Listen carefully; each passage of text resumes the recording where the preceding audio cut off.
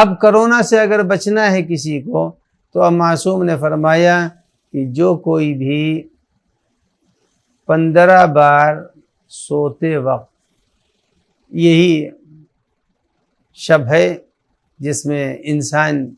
جگتا بھی ہے تھوڑا سوتا بھی ہے، تو فرمایا کہ اگر کسی شخص نے 15 مرتبہ سوتے وقت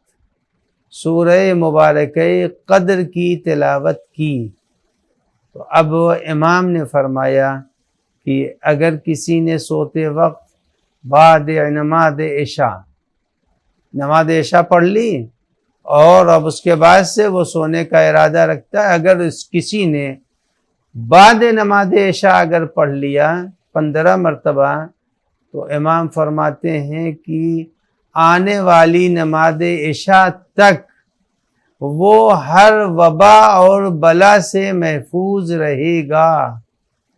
تو اب یہ سب سے بڑی وبا، سب سے بڑی بلا اس وقت کرونا کی ہے، اس کرونا کی وبا سے